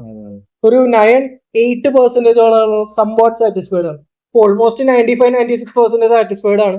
ഒരു 4% ആളുകൾ അൺസാറ്റിസ്ഫൈഡ് ആണ്. എമംഗ് ഒരു 60-70 വോട്ടുകൾ വന്നപ്പോൾ ദാറ്റ്സ് എ ഗുഡ് നമ്പേഴ്സ്. എന്നെ സംബന്ധിച്ചിടത്തോളം MG ഇറക്കിയ വണ്ടികളിൽ വെച്ചിട്ട് കംപ്ലൈന്റുകൾ കമ്പാരിറ്റീവ്ലി കൂടുതലുള്ള വണ്ടിയാണ് Windsor. But still one of the most value for മണിയാണ്. ഇത്രയും സ്പേഷ്യസ് ആയിട്ടുള്ള വണ്ടി ഈ പ്രൈസിംഗിൽ ഇപ്പോഴും ഒരുപാട് കോമ്പറ്റീഷൻ വന്നിട്ട് വണ്ടി പിടിച്ചിരിക്കുന്നു എന്ന് പറയുമ്പോൾ ദാറ്റ് സേസ് സംതിങ്. അത് MGയുടെ റിലയബിലിറ്റി കാര്യങ്ങളൊക്കെയാണ്. അപ്പൊ ഈ ഇഷ്യൂ ഒക്കെ ഫിക്സ് ചെയ്ത് ഇറക്കുകയാണെങ്കിൽ ദാറ്റ് വുഡ് ബി ബെറ്റർ. ഇത്രയും പറഞ്ഞുകൊണ്ട് വീഡിയോ വൈൻഡ് അപ്പ് ചെയ്യാണ്.